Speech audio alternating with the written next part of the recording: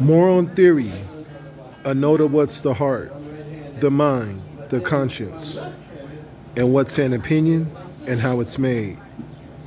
By Sethmoses, aka your very intellectual beginner of sociology.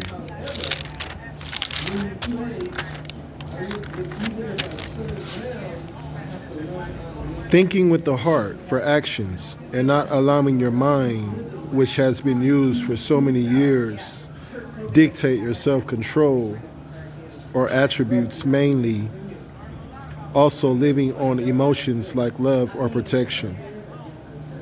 When you protect your mind, which is to recognize from your heart, instead, should be controlled or aided with your emotions.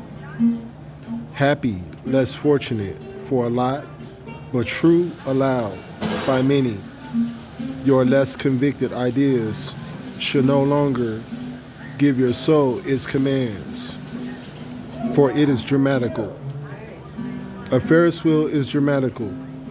Slow, yes, but goes high up and high down. A truly oxymoron experiment for some part. The mind, which is well in its nurturing stage, cannot truly compete with the decisions that the heart can promote. Yes, the heart promotes the mind and says, wrong, that is not the answer. Or yes, these thoughts are equal to your heart, which is your answer. The mind is not your answer, the mind is your guess. The right answer that your mind makes is only given. The final word or say so is by the heart. The heart agrees or the heart disagrees. But the mind asks the heart, is this the right answer? And the heart has the answer. The mind knows right from wrong, but the heart is where we feel the conviction to that answer, right or wrong. Like this is the wrong way, and the heart will explain, it is. So the heart is what explains everything, and the mind supposes everything, or gives the best guess. Tangible thoughts, like 4 people plus 4 people equals 8 people, is recommended to be true, but the final decision to believe it or to give the mind credit and to say 4 plus 4 people is 8 people is stamped by your conscience. So I say, the conscience is the heart, and we breathe in and out of our conscience. So the mind is only the chalkboard for the problems to be worked out, then after a solution. The heart makes the decision, or is the conscience of approval or sometimes disapproval, like 3 ears is all I need. Or one may say, no, it is unequal for 2, because one person only has 1 ear. So I say, you need to get your mind to believe that the answer is 4. 2 people need 4 ears total, or rather 2 people have 2 ears each, which is 4 total.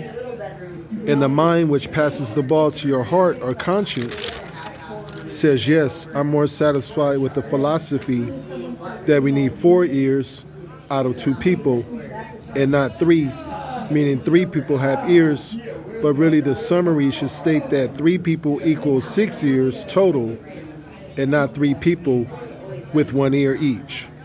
So the heart, which is the conscience, works with the emotions, which are the mind, and comes up with the solution, and some reach, or maybe many, the solution, which is absolute or final. The conscience, which has fear or ultimate conference with the mind. I then say the body cannot rule. It can only awake you or fall asleep. Exercise can give the mind endorphins, and endorphins of the mind make the heart glad. Happiness, which is long lasting, but never truly final, shows that society brings in its predator conditions. We eat, we consume, we suck you up, we take away your oxygen, we trap your motives. But you are free and may untangle or remain hidden or unhindered by positive or negative relativity with others. Like dreams, the mind sees, but the heart sends fears or apprenticeship to the forming mind pictures or sleeping shows. What's a sleeping movie? Now the opinions are different. What really forms an opinion, since opinion is from observation, it is plausible that opinions don't come from the heart, not even an honest one. For an opinion is not fact, but just the best answer of the subject and not really proof. So opinions come from our muster. So opinion is strength, and we are either weaker or stronger during the times. So an opinion is guidance, and guidance comes from eloquence. Can we give an opinion without eloquence? No, opinions are made by our strength, but the answers given from an opinion is from eloquence. For he says, "You gave me a strong opinion," or "I see you don't really judge that much. Thanks for your opinion." Not everyone has an opinion who don't like to pick between objects. So opinions are made from objects like words, because really our opinion doesn't mean nothing but thanks, or I'll keep your opinion in mind. We choose from opinions, so opinions help our will, and our will is our motive. So opinions also come from an urgency, like "tell me if I'll make it," or "you are smart." But it's strength and not fact. What's a fair fact? Maybe an opinion. That's a fair fact to assume, or this is not a wild republic. But it's useless, although it's useless, it's not an opinion, but a fact, and now no longer an opinion, for it has grown strong enough to prove, at least until its authority is finished. Wow, them ideas we came up with lasted for us a long time. Do you have any more opinions?